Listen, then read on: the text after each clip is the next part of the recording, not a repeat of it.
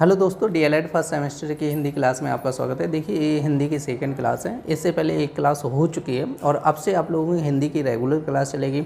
आप लोगों के बहुत सारे कमेंट भी आए थे कि पेपर सॉल्व करा दीजिएगा, तो आप लोगों की पेपर सॉल्व की जो क्लास होगी बहुत जल्दी आने वाली है। तो ज़्यादा टाइम ना वेस्ट करते हुए देखते हैं आज की क्लास। तो देखिए, जो हिंदी की फर्स्ट क्लास हुई थी उसमें हम लोगों ने स्वर के बारे में पढ़ा था, ठीक है। और देखिए, स्वर को हमने बताया था, स्वर को दो भागों में पहले बांटा था, ठीक है। एक तो था मूल स्वर, जिसको हमने बोला था मूल स्वर, और नेक्स्ट था आपका संधि स्वर, ठीक है, संधि स्वर।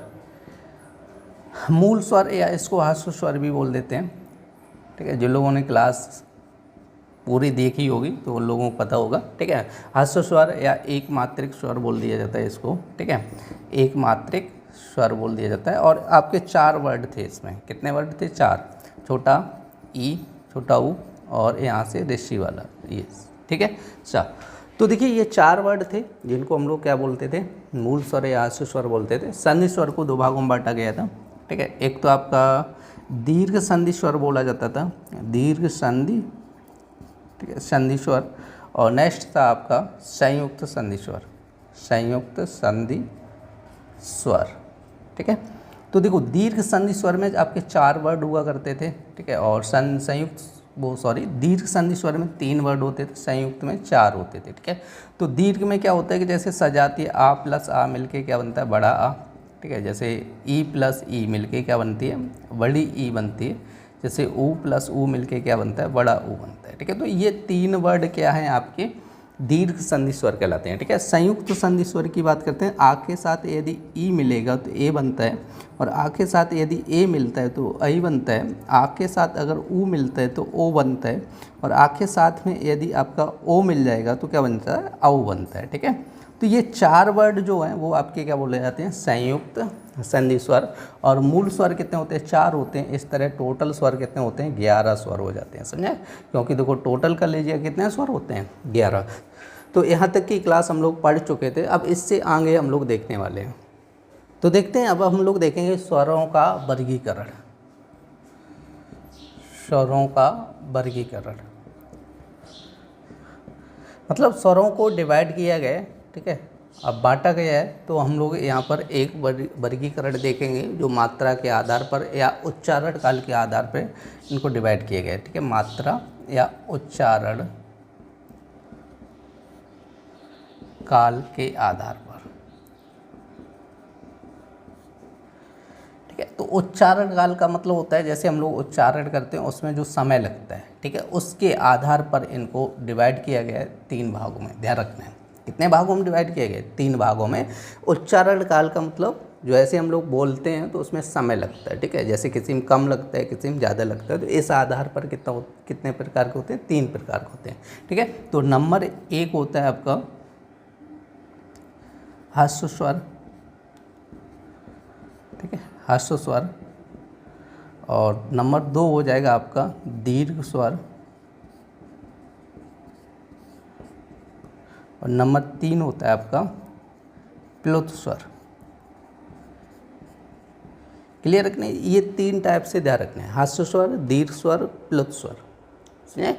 तो 3 प्रकार के होते हैं। हास्य स्वर की बात करते हैं तो यहाँ पे लिखना है उच्चारण में, उच्चारण में कम समय लगे, ठीक है। उच्चारण में क्या होता है? जैसे इन वर्णों का उच्चारण करते हो तो समय कैसे लगता है? कम समय लगता है, ठीक है। और यहाँ पर देखो 3 वर्ड होते हैं। वैसे तो हमने हास्य स्वर में आपके 4 बताए थे, जैसे आ, ई, ऊ, और एक और बताया था ऋषि, ठीक है। तो देखिए, ये कोई मात्रा नहीं होती है, ध्यान रखो, क्योंकि हमने क्या लिखा है? मात्रा के आधार पर डिवाइड करना है। तो यहाँ पर आपके ये कोई मात्रा नहीं होती है, समझे? इसलिए यहाँ पर हम लोग कितने लिखेंगे? 3 वर्ड लिखेंगे, ठीक है। क्योंकि इन तीनों की क्या होती हैं? मात्राएं होती हैं। आप लोग मात्राएं तो पढ़ चुके हों, पता होंगी आप लोगों के, ठीक है। तो ये 3 ही मात्राएं होती हैं, समझे? अब 3 का उच्चारण करेंगे तो इसमें जैसे छोटा आ हम लोग कैसे पढ़ते हैं? ऐसे पढ़ते हैं ना, आ, तो बहुत कम समय लगता है, ठीक है। तो इसमें जिसमें कम समय लगेगा उच्चारण में तो उसको हम लोग क्या कहते हैं? हास्य स्वर कहते हैं। अब देखो, दीर्घ स्वर की बात करते हैं तो यहाँ पे लिखना है उच्चारण में हास्य स्वर से अधिक समय लगे। उच्चारण में क्या होगा, ह्रस्व स्वर से अधिक समय लगेगा। और बाद बाकी जितने भी वर्ड हैं वो यहाँ पर लिख लीजिएगा। जैसे बड़ा आ हो जाएगा, बड़ी ई, बड़ा ऊ, ए, ये सारे के सारे क्या हो जाएंगे, आपके दीर्घ स्वर आ जाएंगे, हो जाएंगे। ठीक है, दीर्घ स्वर बोलेंगे क्योंकि इनके उच्चारण में क्या होता है कि ह्रस्व स्वर से क्या होता है, अधिक समय लगता है। ठीक है, आप लोग उच्चारण करके देख सकते हैं किसी भी वर्ड का। अब देखो हम लोग बात करते हैं प्लुत स्वर की। अगर प्लुत स्वर की बात करेंगे तो क्या होता है, यहाँ पर लिखना है उच्चारण में दीर्घ स्वर से अधिक समय लगे या ऐसे लिख लो 3 गुना समय लगे। क्या लगे, 3 गुना समय लगे। अब देखो प्लुत स्वर को त्रिमात्रिक स्वर भी बोल देते हैं, त्रिमात्रिक स्वर। ठीक है, यदि आपसे कोई पूछे तो आप लोग बता देना कि त्रिमात्रिक स्वर किसको बोलते हैं, प्लुत स्वर को बोल देते हैं। अब देखो 3 गुना समय या दीर्घ से अधिक का मतलब क्या हुआ, जैसे इसका ध्यान रखना है कि इसका हिंदी में प्रयोग नहीं होता है, प्लुत स्वर का हिंदी में प्रयोग नहीं होता है, ज़्यादातर इसका प्रयोग होता है संस्कृत में। ठीक है, तो हम लोग जैसे यहाँ पे लिखा होता है जैसे ओम, और ये 3 बना होता है, ऐसे करके आप लोगों ने देखा होगा। वैसे नॉर्मली कहीं पे जैसे ओम लिखा होगा तो ऐसे पढ़ते हैं ना, ओम। क्या पढ़ेंगे, ओम। ठीक है, इसको क्या पढ़ना है, ओम पढ़ना है, ओम। अगर यहाँ पर ऐसे लिख दिया जाए तो इसके उच्चारण में थोड़ा 3 गुना समय लगाना है। ओ के उच्चारण में क्या करना है, 3 गुना समय लगाना है। तो इसको तो हम लोग पढ़ेंगे ओम, इसको क्या पढ़ेंगे, ओम, ऐसे करके पढ़ना होता है। जैसे गायत्री मंत्र वगैरह नहीं होता है तो उसमें आता है जैसे ओम भूर, तो इसको हम लोग बहुत ज़्यादा समय देते हैं उच्चारण में, समझ आया। तो आप लोग ध्यान रखना है कि उच्चारण काल के आधार पर कितने प्रकार के होते हैं, 3 प्रकार के, ह्रस्व स्वर, दीर्घ स्वर, प्लुत स्वर। सही, ह्रस्व स्वर का मतलब ये होता है कि जिसके उच्चारण में कम समय लगे, उसको हम लोग क्या बोलेंगे, ह्रस्व स्वर। दीर्घ स्वर का मतलब ये होता है जिसके उच्चारण में ह्रस्व से अधिक समय लगे, सही, उसको हम लोग बोलते हैं दीर्घ स्वर।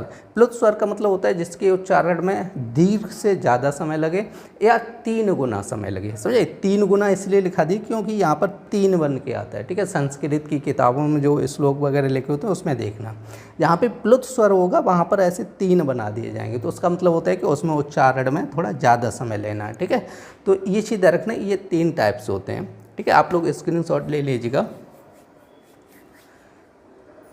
देखिए अब हम लोग देखते हैं स्वरों का उच्चारण स्थान।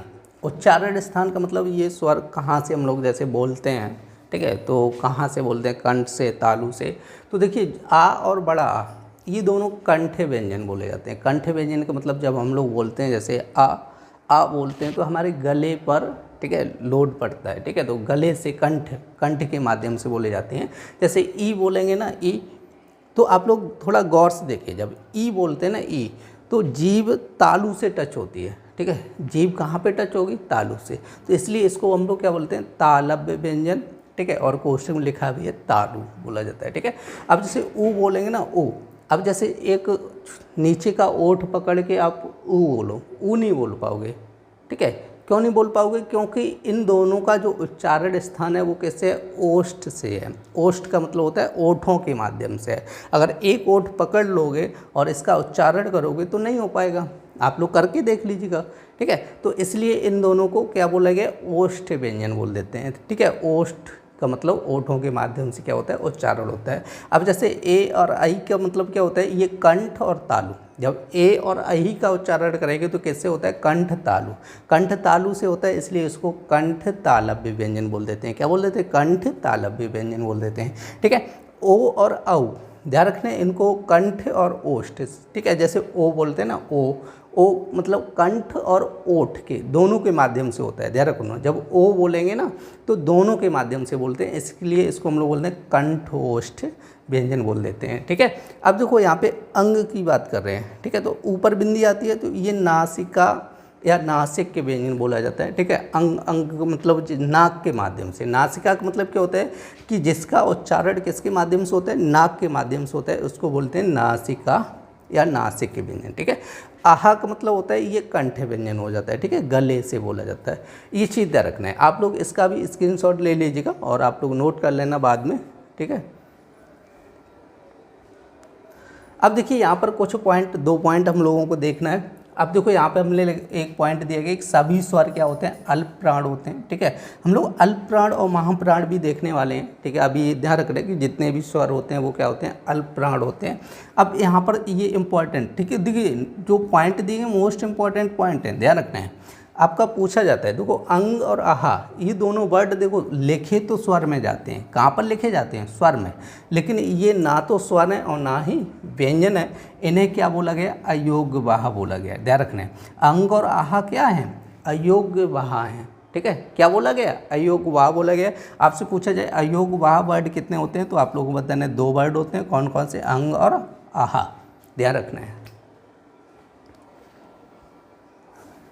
देखिए इसके बाद हम लोग बात करते हैं व्यंजन की। तो अभी तक स्वर हम लोगों ने पढ़े थे। ठीक है, स्वर आप लोगों को पता होंगे। ठीक, कितने स्वर होते हैं, 11। अब हम लोग देखते हैं व्यंजन। तो व्यंजन की बात करेंगे तो कितने व्यंजन होते हैं, 33। ठीक है, तो देखिए व्यंजन की डेफिनेशन की बात करेंगे तो यहाँ पे लिखना है जिसके उच्चारण में स्वरों की सहायता ली जाती है व्यंजन कहलाते हैं। ठीक है, व्यंजन कहलाते हैं। ठीक है, जिनके उच्चारण में स्वरों की सहायता ली जाती है तो उसे हम लोग क्या कहते हैं, व्यंजन। अब स्वर का मतलब क्या हुआ, जैसे हम लोग बात करते हैं जैसे का, तो जो का होता है ध्यान रखना है कि का प्लस आ 2 से मिलकर बनता है, 2 वर्ड होते हैं। ठीक है, जैसे का, तो का बोलते हैं ना, तो लास्ट में थोड़ा गौर से सुनिए, जैसे का आ जरूर निकलता है लास्ट में, समझे। कोई सा भी व्यंजन होगा, जैसे खा बोलते हैं ना, खा बोलेंगे तो उसमें आ जरूर निकलता है। ठीक है, खा के बाद में क्या निकलता है, आ। ठीक है, तो खा बोल देते हैं, क्या बोलते हैं, खा, गा। ठीक है, तो इस सभी जो व्यंजन होते हैं उनके लास्ट में ये छोटा आ जरूर लगा होता है, समझे।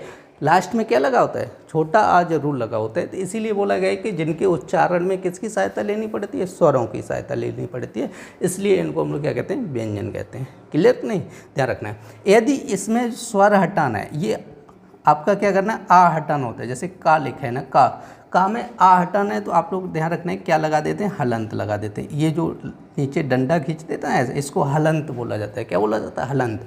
अब ये क्या हो गया, जब हलंत लगा दिया तो इसका मतलब ये हो गया, ये स्वर रहित हो गया। क्या हो गया, स्वर रहित हो गया।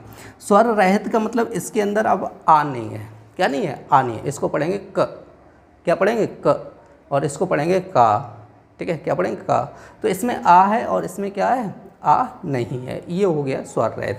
तो ध्यान रखना है कि यदि आपके किसी भी वर्ड के नीचे हलंत लगे तो आप लोग समझ लेना है वो क्या है, स्वर रहित है, उसके अंदर स्वर नहीं है, समझे। और कोई हलंत नहीं लगा तो आप समझ लेना कि इसके अंदर क्या है, स्वर है। तो आप लोगों को डेफिनेशन क्लियर हो गई होगी। अब हम लोग देखते हैं कि जो व्यंजन होते हैं वो कितने प्रकार के होते हैं, मतलब व्यंजन को कितने भागों में डिवाइड किया गया। तो देखिए यदि व्यंजन के भेद की बात करेंगे, ठीक है, तो इनको 6 भागों में बांटे गए। ठीक है, तो नंबर 1 हम लोग देखते हैं, इसको बोले थे स्पर्श व्यंजन। क्या बोलते हैं, स्पर्श व्यंजन। ठीक है, नंबर 2 हो जाता है अंतस्थ व्यंजन, अंतस्थ व्यंजन। और नंबर 3 हो जाता है ऊष्म व्यंजन। नंबर 4 हो जाता है संयुक्त व्यंजन। नंबर 5 हो जाता है अनुनासिक, अनुनासिक व्यंजन। नंबर 6 हो जाता है उत्क्षिप्त व्यंजन, उत्क्षिप्त व्यंजन। ठीक है, तो ध्यान रखना है कि व्यंजन को 6 टाइप से डिवाइड किया गया है, स्पर्श व्यंजन, अंतस्थ व्यंजन, ऊष्म व्यंजन, संयुक्त व्यंजन, अनुनासिक व्यंजन और उत्क्षिप्त व्यंजन। ठीक है, तो ये 6 टाइप से इनको डिवाइड किया गया। अब स्पर्श व्यंजन की बात करते हो तो स्पर्श व्यंजन कितने होते हैं, 25 होते हैं। अंतस्थ व्यंजन 4, ऊष्म व्यंजन 4। ठीक है, तो ये आप लोग ऐड कर लीजिएगा, 25 4 29 और 3 कितना हो जाएगा, 33। ठीक है, तो ध्यान रखना है जो 33 व्यंजन आपके हैं वो इन तीन प्रकार से ही मिल जाते हैं, स्पर्श, अंतस्थ, ऊष्म। ठीक है, हम व्यंजन कितने होते हैं, 33।